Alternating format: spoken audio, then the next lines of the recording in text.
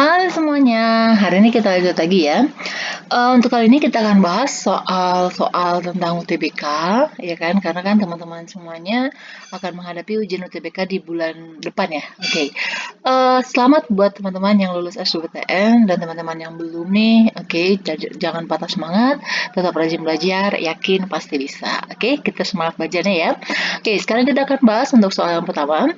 Jika kertas dihidrolisis akan menghasilkan suatu zat yang dapat mereduksi reaksi Fehling. Oke, kalau teman-teman jeli nih, ya, kalau misalnya teman-teman nggak tahu rumus kimianya apa tentang kertas itu apa, ini aja lihat aja. Jadi di sini ada kata-kata bereaksi Fehling. Oke, teman-teman udah belajar kan? Ini di karbohidrat. Oke, jadi kalau dia bisa mereduksi bereaksi Fehling, itu berarti senyawanya mengandung gugus yang namanya gugus aldehyde.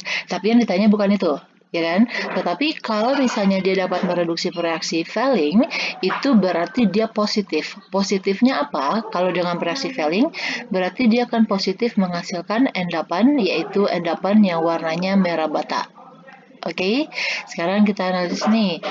Kertas katanya dihidrolisis. Oke, teman-teman lihat ya, kalau kata-kata dihidrolisis, ini berarti sama aja dengan kata-kata diuraikan atau dipecah. Oke, jadi kertas ini termasuk makromolekul, yaitu yang polimernya. Kalau dihidrolisis, berarti kita akan cari yang paling kecilnya, kayak gitu. Paling kecilnya kan berarti monomer ya. Oke, monomer berarti yang positif dengan uji reaksi Fehling yaitu glukosa. Oke, glukosa dan apa? Oke, glukosa dan galaktosa. Oh ya, wait, galaktosa. Sini kita eliminasi. Sukrosa itu bukan monomer, itu disakarida. Oke, ini salah. Ini juga disakarida. Ini juga disakarida. Kalau selulosa ini polimer. Oke, jadi yang paling tepat jawabannya adalah yang B, glukosa. Dari sini aja teman-teman lihat nih, oh yang monomer yang mana? Oh berarti cuma glukosa doang, udah dapat jawabannya. Kayak gitu ya. Jadi teman-teman harus jeli untuk soalnya karena kan soalnya banyak ya. Jadi kita mengejar waktu kayak gitu. Oke, kita lanjut untuk soal yang kedua. Nilai yang mungkin untuk bilangan kuantum dalam suatu orbital. Oke, ini yang ditanya itu nilai yang mungkin ya, yang mungkin terjadi gitu. Teman-teman ingat lagi.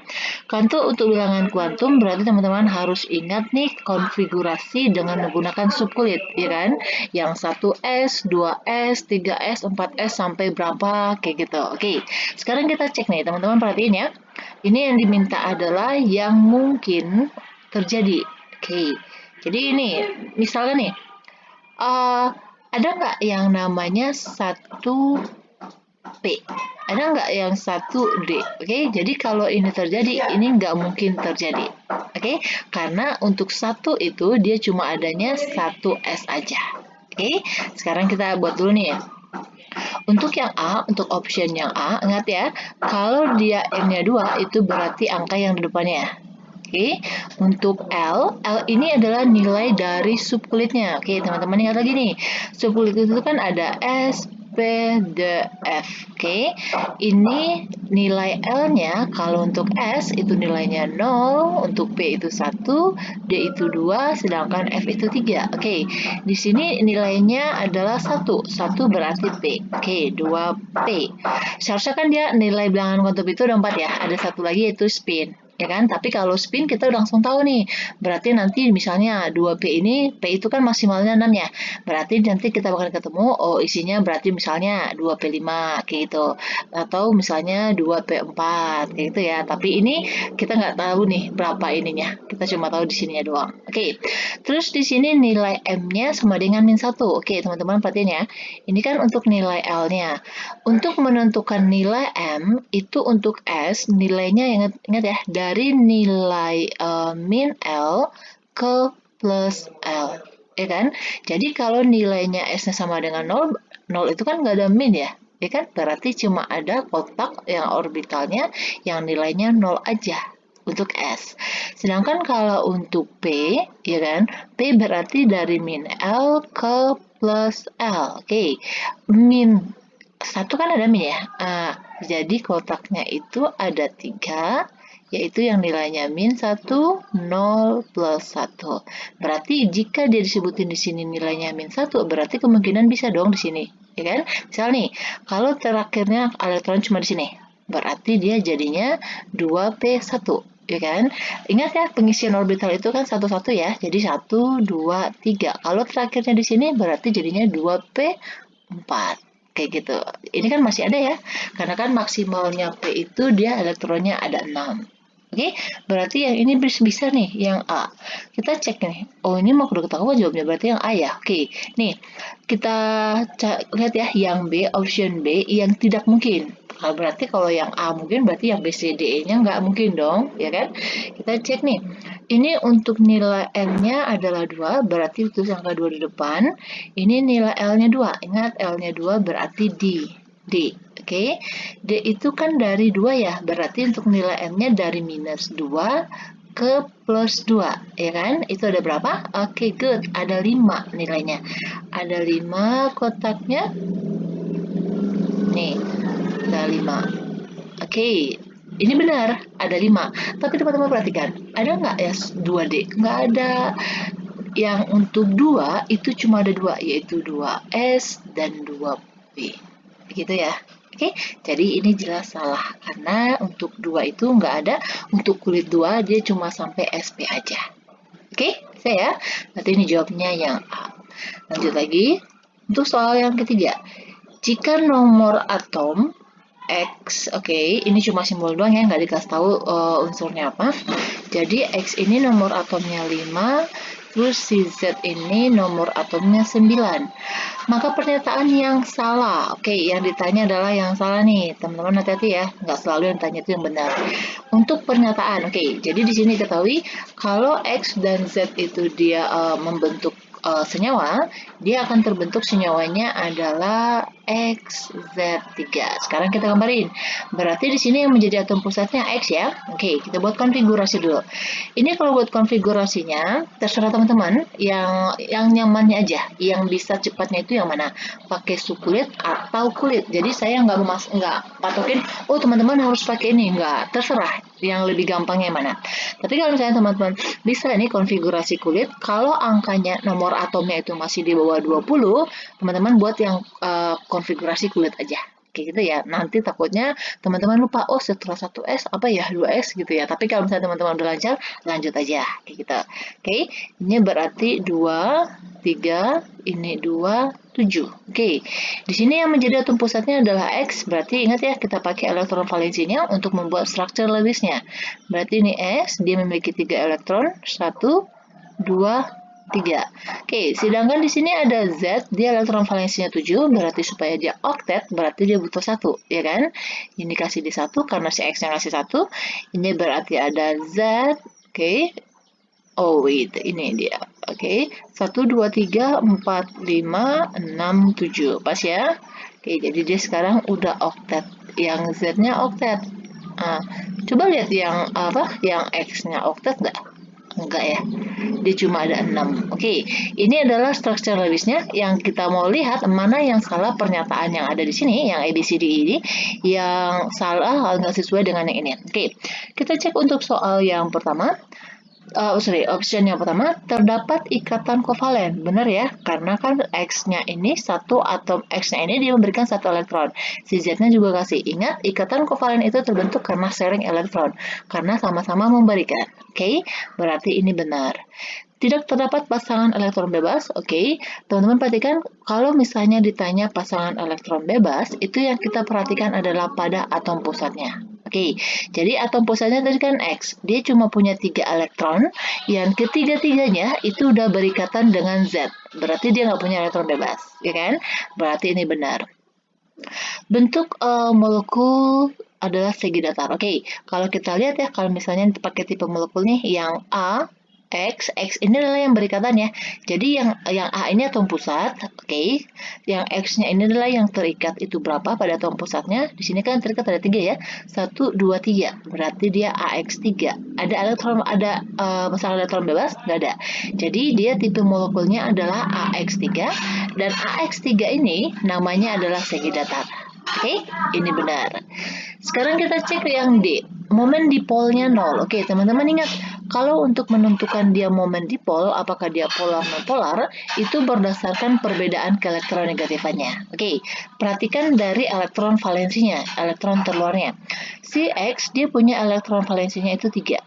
Si Z punya 7. Oke, ingat ya, keelektronegatifan itu adalah kemampuan satu elektron menarik elektron ke arahnya dia. Ya kan? Jadi ini 7, ini 3. Mana yang lebih besar tariknya? Yaitu yang 7 dong. Ya kan? Berarti kalau dilihat Z dengan X, mana yang lebih elektronegatif? Berarti yang Z. Ya kan? Jadi elektron yang ini, yang dipakai bersama ini, itu ketariknya ke Z. Oke, demikian juga ini itu ketariknya ke Z, ini ketariknya ke Z. Jadi kalau semuanya ketarik ke satu arah, itu momen dipolnya 0. Oke, berarti ini benar. Nah, sekarang berarti kalau sudah 4-4-nya benar, berarti yang E salah dong, ya kan? Tapi ini kita buktikan, mana tahu nanti ada soal yang seperti ini. Kalau untuk mengalami hibridisasi, teman-teman ingat, untuk buat hibridisasi berarti kita harus buat konfigurasi subkulit elektron, ya kan?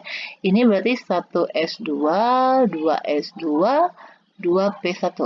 Ini 1s2, 2p6, oh, berarti 3s1, ya kan? Yang kita buat dasarnya itu adalah yang pusatnya, yaitu ini. Berarti kita buat orbitalnya, ini orbital S-nya, dan ini kita buat orbital P-nya. Ingat ya, dia cuma punya satu elektron. Di sini ada 2, di sini ada 1. Oke, teman-teman perhatikan, di sini udah terbentuk nih, ada 3 katanya Z yang akan masuk. Jadi ingat, ikatan kovalen tadi kan dia harus sama-sama memberikan elektron. Di sini, elektron yang bisa diterima oleh si atom pusatnya X itu cuma 1. Ya kan? Karena dia masih tersedia 1. Jadi ini, dalam satu kotak itu harus terdapat 1 elektron supaya bisa berikatan, supaya elektron yang lain bisa masuk. Kayak gitu. Tetapi dalam keadaan seperti ini kan baru 1 ya. Nah, supaya bisa, nih, yang ada 2 nih yang di orbital P, itu mengalami yang namanya promosi. Oke, jadi dia promosi elektronnya ke sini, ke orbital selanjutnya, ke orbital P ya. Jadinya, nah seperti ini. Wait, kita gambarkan dulu. Ini karena dia promosi berarti tinggal 1 dong. Ini kan 1, di sini tetap ini. Ya, yang promosi kita tulis nih, 1 di sini. Ya kan? Kalau dalam keadaan seperti ini berarti ada 3 ruang kosong. Ya kan? Berarti yang Z tadi ada 3 berikatan, berarti bisa masuk nih. Ada 1, 2, 3. Oke, jadi kalau kita tulis nih hibridisasinya apa? Ini kan S nih. S-nya ada 1 kotaknya. P-nya yang terisinya berapa? 1, 2. Seharusnya dia adalah sp2. Kayak gitu. Oke, bisa ya? Next lagi. Kalor pembentukan. Oke, kalor pembentukan H2O. Oke, ini dikasih tahu kalor pembentukan masing-masingnya. Ini untuk nilai X, untuk nilai H2O, ini untuk nilai CO2, ini untuk nilai propana. Oke, di sini katanya pembakaran C3H8, pembakaran propana secara sempurna. Oke, jadi kalau ini termokimia ya, jadi teman-teman harus buat dulu nih persamaan reaksinya. Karena kan kita harus tahu dulu persamaan reaksinya supaya kita bisa hitung berapa perubahan kalornya yang terjadi atau berapa perubahan entalpinya. Di sini udah jelas diketahui bahwa kita harus buat reaksi pembakaran. Oke, kita buat reaksi pembakaran berarti dari propana C3H8 ditambah nih ada kata-kata kuncinya nih secara sempurna. Oke, ingat ya kalau pembakaran itu berarti reaksikan dengan oksigen. Oke, terus ini kata ada sempurna berarti pembakaran itu terjadi sempurna. Kalau pembakarannya terjadi sempurna berarti hasilnya adalah CO2 ditambah H2O. Oke, tetapi jika soalnya disebutin pembakaran terjadi tidak sempurna, hasilnya bukan CO2, tetapi CO ditambah H2O. H2O-nya tetap, yang bedanya adalah CO sama CO2. Ya, ini tidak sempurna. Teman-teman ingat nih, ya kan, kata-kata kunci seperti ini, mana tahu nanti ada di soalnya. Oke, ini yang sempurna. Terus teman-teman perlu satu lagi ingat, kalau dalam kimia, yang namanya persamaan reaksi itu sangat-sangat penting untuk disetarakan. Kenapa? Karena angka yang di depan senyawanya atau yang disebut dengan koefisien itu sangat-sangat penting dalam perhitungan. Oke, kita ini balance dulu, kita setarain dulu. Ini C-nya ada 3, berarti ini dikali 3, udah sama C-nya ya. Ini hanya ada 8, ini baru 4, berarti ini dikali 4. Oke, ini di sini O-nya ada berapa? 6 ya, 2 dikali 3, ini 6, ini 4, berarti total 10, berarti ini harus dikali 5. Selesai, ya kan? Di sini yang diketahui adalah kalor pembentukan. Kalor pembentukan itu berarti dia delta HF. Ya kan? Nih, teman-teman perhatikan. Untuk termokimia kan perhitungannya ada 4 ya. Ada dengan menggunakan kalorimetri, hukum Hess, pembentukan, sama energi kata rata-rata. Kalau yang diketahui di soal itu adalah nilai delta HF atau kalor pembentukan, untuk mencari perubahan nih kalornya, ya untuk mencari delta HF-nya, ya kan? Itu adalah sigma delta HF yang produk, oke, dikurang sigma delta HF reaktan. Atau yang kanan dikurang, ini produk ya, yang kanan dikurang yang kiri. Kayak gitu. Oke, sekarang kita masukin. Ini sigma berarti kita tambahin. Oke, ini dia. Koefisiennya ini sangat mempengaruhi. Oke, berarti di sini 3 dikali delta HF CO2 ditambah ini ada berapa? Ada 4. 4 dikali delta HF H2O. Oke, terus dikurang. Nah, apalagi nih? Kita cek nih sebelah kiri. Ini 1 ya, kalau nggak ditulis 1 tuh. Jadi, delta HF dari C3H8 ditambah, nih, 5 untuk oksigennya ya. 5 dikali delta HF oksigen. Oke, sekarang kita masukin, ini nggak angka ya, ini cuma simbol doang. Oke, ini berarti 3 dikali CO2 tadi simbolnya apa ya? Ini berturut-turut ya. Berarti ini ke sini, ini ke sini. Berarti untuk CO2 itu nilainya adalah Y. Berarti 3Y ditambah 4 dikali H2O-nya di sini X, oke, dikurang. C3H8-nya di sini simbolnya adalah Z. Oke, kita buat Z ditambah A nih. Ini kan O2 nggak diketahui nih kalor pembentukan itu. Oke, teman-teman perlu ingat nih note-nya ya. Untuk molekul unsur atau molekul unsur tahu ya, molekul unsur berarti oksigen, O2, N2, F2 kayak gitu. Atau dia unsur, misalnya natrium, pokoknya unsur nih berdiri sendiri, itu nilai delta HF-nya sama dengan 0. Oke, jadi dia nggak bakalan tulis di soal. Oke, jadi ini 5 kali 0 ya 0. Kita nggak usah tulis ya, atau nggak apa-apa deh, nih 0. Berarti untuk nilainya adalah 3Y ditambah 4X dikurang Z. Ini nilainya. Ada nggak jawabannya? Ini 3Y. Also, on the wrong. Oke, ini salah. Ini ya. Ini cuma dibalik aja nih. Ini berarti sama aja dengan 4X dikurang 3Y. Oh, kok dikurang sih? Ditambah, dikurang Z. Berarti jawabnya adalah yang A. Oke, bisa ya? Next lagi nih, soal yang kelima. Sejumlah 2,24 liter gas CO2 pada keadaan STP. Oke, teman-teman ingat ya, STP berarti standar temperature pressure. Dialirkan ke dalam larutan jenuh kalsium hidroksida. Oke, sehingga terjadi reaksi sempurna yang menghasilkan endapan kalsium karbonat. Jadi yang ditanya adalah berapa endapan kalsium karbonat yang terbentuk. Berarti di sini ada terjadi reaksi dong, ya kan? Kita buat dulu nih persamaan reaksinya. Di sini CO2, oke, CO2 itu katanya dialirkan ke dalam larutan kalsium hidroksida. Oke, teman-teman ingat, seperti contoh soal ini, terkadang soal itu dia nggak kasih tahu rumus kimianya. Jadi teman-teman belajar lagi buat tata nama, gimana mengkonversi dari nama menjadi rumus kimianya, kayak gitu ya. Ini kan kalsium hidroksida. Kalsium hidroksida, kalsium kan berarti Ca. Ca itu golongan berapa? Ca itu golongan 2, ya kan? Hidroksida itu berarti ada OH-nya. Oke, kalau misalnya lupa ya, buatnya gini. Jadi Ca2 plus OH itu kan min. Tinggal kali silang aja kayak gini. Berarti jadinya adalah CaOH 2 kali. Oke, angkanya yang dibuat. Berarti ini CaOH 2 kali. Dia akan terbentuk katanya kalsium karbonat berarti CaCO3. Oke, dan ini plus H2O. Oke, sekali lagi cek ya apakah dia udah setara atau belum. Ini C-nya, Ca jumlah kiri kanan udah sama, O-nya udah sama. Oke, semuanya udah sama.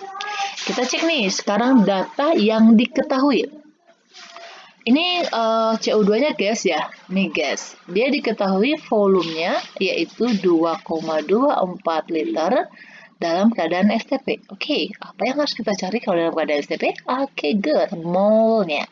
Berarti kita bisa cari molnya dengan rumus volumenya dibagi dengan volume STP. Oke, teman-teman tahu kan ketetapan STP berapa? Oke, Peter, 22,4. Oke. 2,24 dibagi dengan 22,4. Ini tetapan STP ya. Berarti ini sama dengan 0,1 mol. Oke, yang diketahui cuma ini. Nggak masalah gitu ya. Jadi kalau dalam persamaan reaksi, jika salah satunya diketahui nilai molnya, berarti yang lainnya, senyawa yang lainnya dalam persamaan reaksi tersebut, itu bisa kita cari nilai molnya. Oke, dengan cara perbandingan koefisien. Oke, yang ditanyakan berapa endapan CaCO3-nya yang terbentuk. Berarti yang ini dong. Ya kan? Berarti caranya untuk mencari molnya ini, nih koefisiennya si CaCO3 yang dicari ya, itu dibandingkan dengan koefisien yang sudah diketahui molnya, yaitu CO2. Dikali dengan molnya si CO2, karena kan yang mau kita cari adalah molnya, ya kan? Berarti ini koefisiennya 1:1. Ingat ya, persamaan reaksinya harus disetarain. Oke, 0,1 mol. Berarti ini sama dengan 0,1 mol. Jadi molnya sama. Tapi yang ditanya bukan mol loh. Yang ditanya adalah endapan. Endapan itu berarti massa, ya kan? Teman-teman ingat lagi, ada rumusnya. Yaitu, ingat ya rumusnya ada beberapa nih. Ada 2 yang dipakai ya. Nih, rumus satu lagi kan untuk mencari mol itu kalau ada massa kan gini. Mol sama dengan massa per AR atau MR. Tergantung dia itu unsur atau senyawa kayak gitu. Yang ditanya adalah massa, karena mol kita udah ada, berarti mol dikali K. Karena ini adalah kalsium karbonat senyawa, berarti dikalinya dengan MR. Oke, berarti molnya adalah 0,1 mol dikali dengan MR-nya berapa? Sekarang kita tinggal hitung. Saya yakin teman-teman semuanya pasti bisa ya ngitung MR ya. Oke, pasti bisa dong. Nih, MR-nya berarti CA-nya kan di sini ada 1 nih.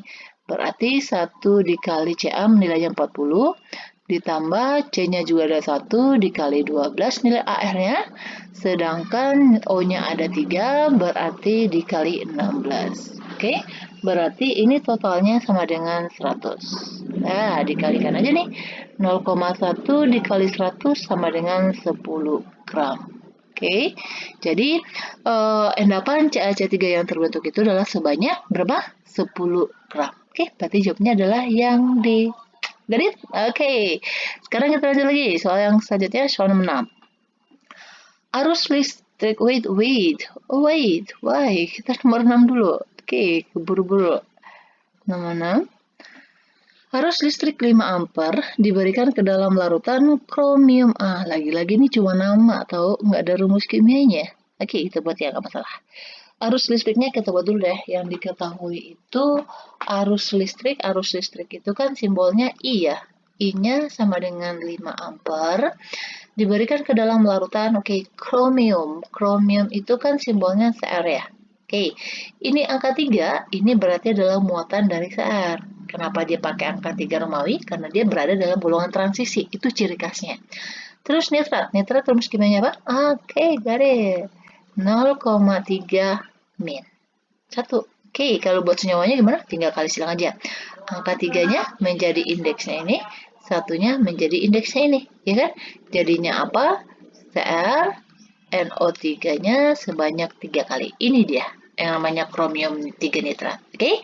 Di sini waktunya yaitu 30 menit. Ingat, ini elektrolisis ya. Kalau di elektrolisis waktunya itu kita buat dalam satuan detik. Berarti ini kalau menit ke detik berarti dikalikan 60 aja ya. Berarti ini sama dengan 1800 detik kan. Oke.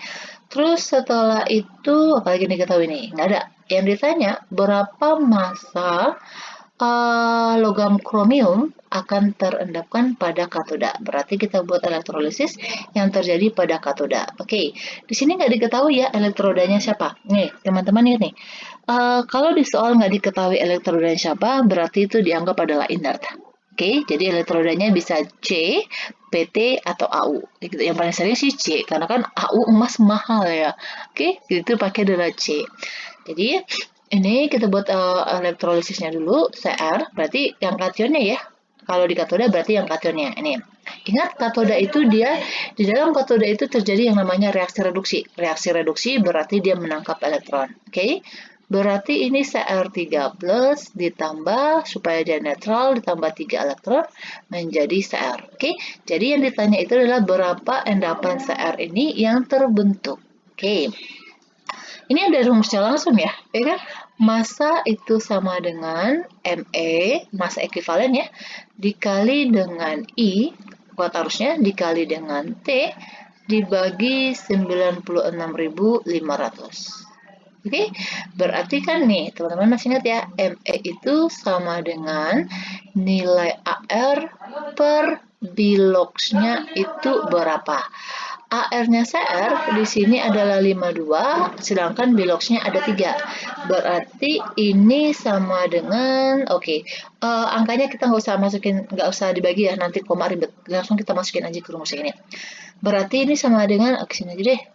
52 per 3 dikali ampernya tadi kan 5 ya, waktunya yaitu 1800 dibagi dengan 96.500. Oke, ini dua-duanya nolnya coret dua-duanya, 3 dengan 18 kan bisa 6 ya. Nah, jadi kita nggak usah pakai koma-koma gitu. 6. Berarti ini sama dengan 1,616 gram. Di sini nggak ada ya? Oke, dia bulat ini. Jadi jawabnya adalah yang C. Oke, bisa ya. Sejauh ini masih bisa kan? Masih nggak terlalu gimana ya? Nggak terlalu sulit ya. Masih bisa lah. Saya yakin teman-teman semuanya pasti bisa nih untuk ngerjain untuk soal yang sampai nomor 6 ini. Kita lanjut lagi untuk soal yang ke-7. Seorang calon mahasiswa menambahkan 0,25 gram kristal KOH ke dalam 50 mili 50 mili 0,1 asam lemah. Asam lemahnya di sini nggak diketahui nih senyawanya apa. Tapi cuma yang diketahui dia konsentrasinya berapa dan diketahui pH-nya 3. Oke. pH larutan garam yang terjadi. Oke, berarti di sini kita reaksikan asamnya asam lemah dengan basanya basa kuat, yaitu KOH. Tetapi nggak diketahui. Oke, nggak masalah, it's not problem. Berarti kita harus cari apa dulu? Oke, caranya gini ya. Kita buat dulu reaksinya, ya kan? Tapi kita buat HA, nggak masalah ya. HA ditambah dengan KOH. Oke, senyawanya apa? Nih, kalau misalnya teman-teman ragu ya, masih buat senyawanya, diionin aja. Ini AH plus, amin. Ini berarti K plus, ini berarti OH min, ya kan? Plus dengan negatif, plus dengan negatif. Berarti ini adalah Ka ditambah H2O. Nah, garam kita di sini adalah Ka. Kayak gitu. Oke, jadi nggak masalah. Kalau misalnya, ini saya nggak bisa kerja, nggak, Pak. Bisa, pasti bisa. Oke, and then seterusnya kita buat dulu nih apa yang diketahui. Yang diketahui katanya KOH-nya, oke. Kalau ada mol, berarti kita bisa cari mol ya. Berarti mol KOH itu sama dengan massa dibagi dengan MR-nya. Massanya adalah 0,28. Sekarang MR dari KOH itu kan kalau kita jumlahin ya, itu totalnya adalah 56. Berarti ini kalau dibagi jadinya kecil sekali, yaitu 0,005 mol. Oke, ini deh kalau kita nggak mau main angka koma-koma, kita jadiin ke milimol aja ya. Berarti dikali 1000, ini jadinya 5 milimol. Oke, terus kita buat di sini. Ini mol mula-mulanya, ini 5 milimol. Nanti cari mol bereaksi sama sisanya. Terus setelah, I'm so sorry. Ini bukan di sini posisinya. Ini di sini, 35. Oke, sedangkan HA-nya itu yang diketahui adalah nih volume sama kemolarannya. Berarti bisa cari dong, ya kan? Mol dari HA berarti yang diketahui volume sama kemolaran, berarti molar dikali volume. Oke, supaya ini sama satuannya milimol, kita nggak usah konversi volumenya menjadi liter, tinggal kalikan aja, yaitu 0,1 dikali 50 sama dengan 5 milimol. Oke, ini persamaan rasio udah sama ya, udah setara ya, ini 5. Oke. Untuk seperti soal seperti ini, kalau diketahui ada 2 mol, berarti kita harus cari apa? Kita harus cari yang namanya pereaksi pembatas. Oke, caranya yaitu mol masing-masing dibagi dengan koefisiennya. 5 bagi 1, ini 5, 5 bagi 1, ini 5. Berarti sama-sama kecil, ya kan? Kalau dia sama-sama kecil, berarti dia sama-sama habis atau sama-sama berperan sebagai pereaksi pembatas. Jadi dia habis. Oke, jadi mula-mulanya 5, yang bereaksinya juga 5, berarti sisanya nggak ada. Oke, ini kan produk ya. Produk di awal reaksi itu dia nggak ada. Nih, untuk mencari berapa nilai molnya ini, berarti pakai perbandingan koefisien. Yang dicari adalah Ka, berarti ini 1 molnya, koefisiennya ya. 1/1 terserah ya, ini pakai yang mana ya. Ini 1/1 dikali 5, berarti dia 5 milimol. Oke, saya. Kalau dia udah terbentuk seperti ini, 5 milimol nilai Ka-nya, berarti nih, kalau soal seperti ini berarti ini apa? Hidrolisis ya? Kan ini bukan buffer loh. Ini hidrolisis, karena asam sama basanya habis. Ya kan? Berarti sekarang kita cari apa? Kalau ini berarti buffer apa? Buffer basa ya. Ini buffer basa karena apa? Karena mana dia? Ini adalah terbentuk dari basa kuat, ya kan? Terus, kalau dicari kan berarti harus ada nilai Ka-nya ya. Ini nilai Ka nggak ada. Oke, untuk mencari nilai Ka-nya, karena ini dari asam lemah itu kan gini, konsentrasi H+ itu sama dengan akar Ka dikali N, ya kan? Kalau dia pH-nya 3, berarti konsentrasi H+-nya berapa? 10 pangkat min 3, got it? Oke, dikali akar Ka-nya yang dicari, kemolarannya 0,1 berarti 1 kali 10 pangkat min 1. Oke, supaya akar hilang, ini kita kuadratin ya. Berarti ini 10 pangkat min 6 sama dengan akarnya hilang, ini Ka dikali 10 pangkat min 1. Berarti nilai Ka-nya sama dengan 10 pangkat min 5. Oke, nilai Ka-nya adalah 10 pangkat min 5, berarti kita bisa masukin kemana? Ke soalnya. Jawabannya langsung gitu. Berarti kita cari konsentrasi OH-, ya kan? Ingat ya, ini hidrolisis. Karena asam basanya itu habis. Berarti rumusnya adalah akar KW per Ka dikali konsentrasi garam. Oke, ini baru mol, berarti kita harus cari dulu konsentrasinya berapa. Berarti molarnya sama dengan mol per volume ya. Volumenya 5, oke. Molnya 5. Volumenya berarti pakai yang ini ya, yang 50 mili ini. Jadi 50 mili, ini milimol. 5 dibagi 50 berapa? 0,1 ya. 0,1 kemolarannya. Oke. Setelah itu kita masukin ke sini ya, nilai KW berapa? 10 pangkat min 14 ya.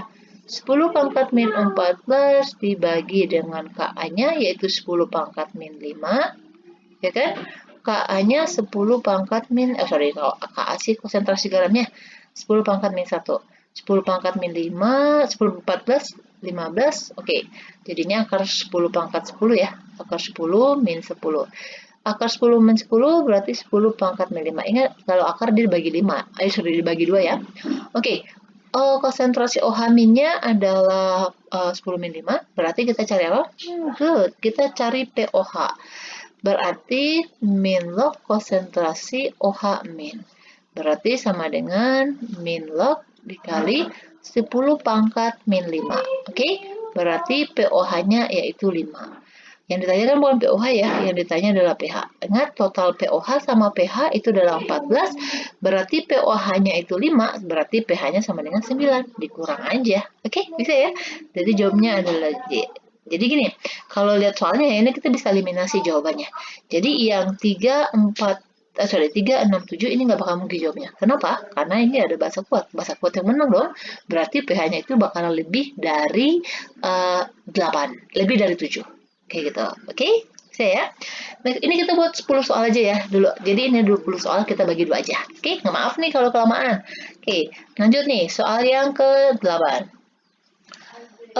Reaksi karbon monoksida tambah H2O jadi CO2 dan H2O, oke, digunakan untuk industri sebagai sumber hidrogen.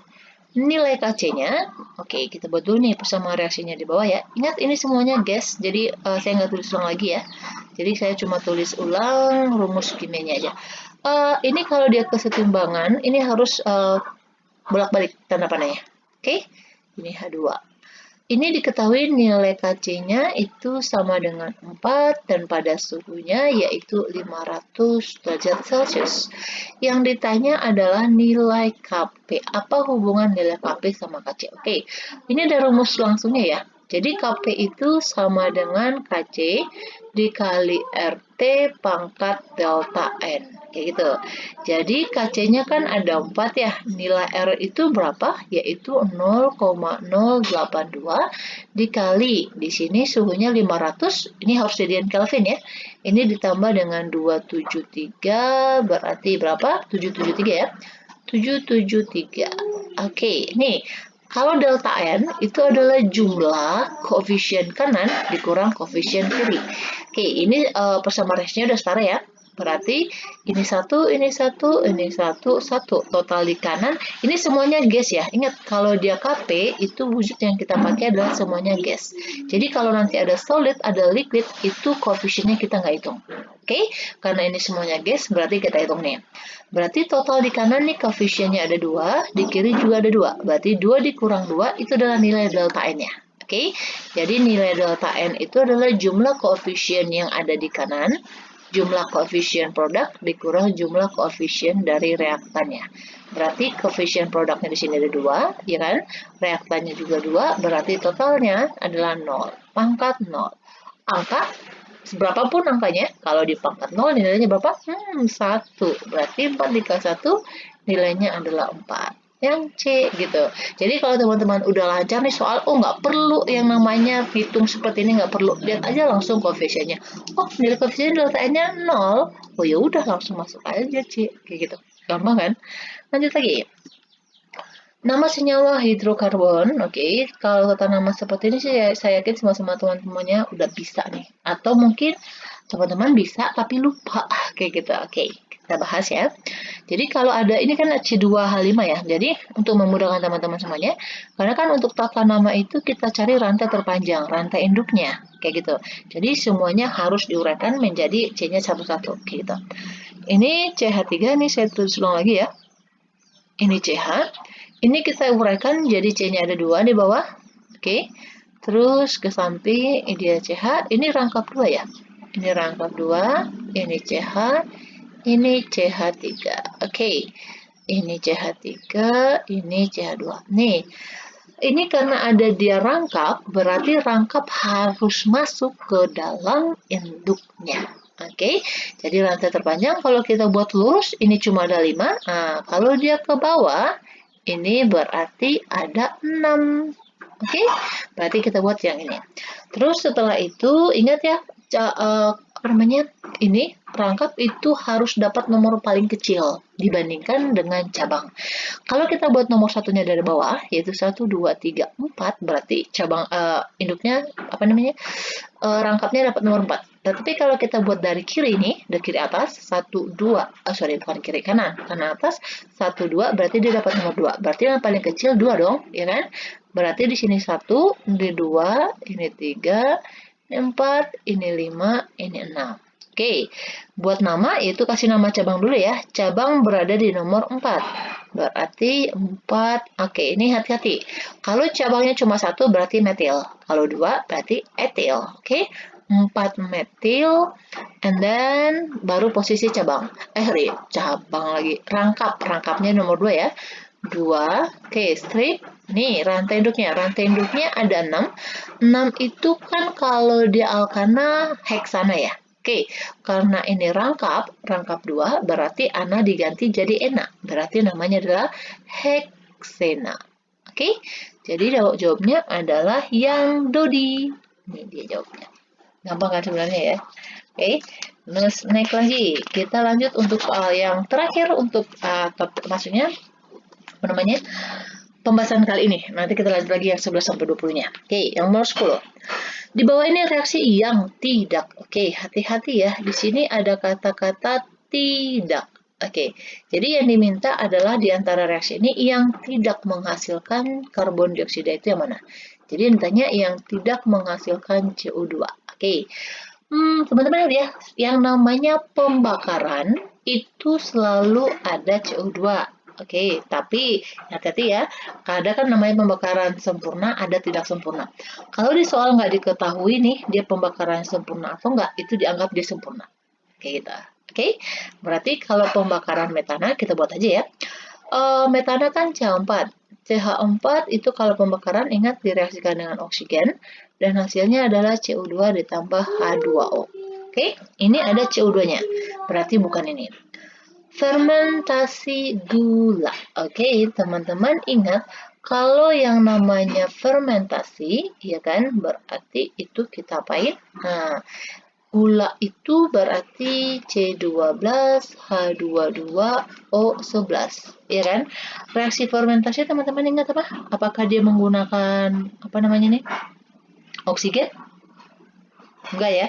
Jadi reaksi fermentasi itu dia nggak menghasilkan, bukan menghasilkan, dia tidak bereaksi dengan yang namanya oksigen. Oke, jadi reaksi fermentasi itu adalah reaksi tanpa adanya bantuan oksigen. Gitu. Jadi yang ditanyakan bukan reaksi apa namanya, bukan adanya oksigen atau enggak, tetapi apa namanya nih, adanya CO2 atau enggak, kayak gitu.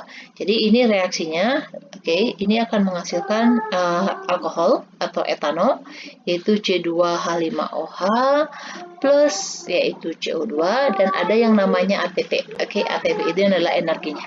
Ada CO2-nya lagi. Berarti bukan itu jawabannya. Oke, kalau yang C yaitu oksidasi etanol menjadi etanoat. Oke. Etanol, ingat lagi ini gugus fungsi ya. Nah, etanol itu adalah alkohol. Etanol tadi rumus kimianya ini. Oke, nih teman-teman sekalian review soalnya ya. Ini kan ada OH nih di sini. Ini ada CH3, ini CH2. Oke, ini kalau dioksidasi, ingat ya.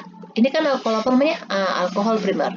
Alkohol primer itu kalau dioksidasi menjadi apa? Menjadi aldehyde. Aldehyde berarti nanti jadi gini. COH. Oke, ini aldehyde. Terus dioksidasi lagi, oke, ini akan menjadi apa? Menjadi asam karboksilat. Ini dia. Oke, jadi dari etanol menjadi asam etanoat. Ini benar. Oke, oksidasinya kayak gitu. Tetapi lihat dulu. Ini kan yang diminta adalah adanya CO2. Ya kan? Ada CO2 nggak dihasilkan? Nggak ada. Berarti jawabnya adalah yang C. Oke, kalau yang D, kalau reaksi etanoat, asam etanoat berarti yang ini ya. Asam etanoat itu sama aja dengan asam cuka, CH3COOH. Oke, ini direaksikan dengan kalsium karbonat berarti CaCO3. Oke, ini hasilnya nanti ini ya. CH3COO 2 kali Ca ditambah H2CO3. CO2-nya mana gitu. Nih. Ini H2CO3 ini dia akan terurai menjadi H2O menjadi CO2. Ini CO2-nya. Ya, berarti bukan yang ini lagi. Pembakaran, ingat lagi, reaksi pembakaran berarti ada CO2-nya. Berarti yang salah adalah yang C. Oke, saya rasa sedemikian dulu untuk bab yang ini. Maksudnya bukan bab, untuk sesi yang ini. Nanti kita lanjut lagi untuk soal 11 sampai 20-nya. Oke, semoga soal ini bisa membantu teman-teman pelajari semuanya. Review lagi. Ikuti selanjutnya ya, soal-soal selanjutnya saya akan mempersiapkannya buat teman-teman semuanya supaya teman-teman lulus untuk UTBK-nya. Oke, demikian dulu. Please subscribe dan share ya. Terima kasih.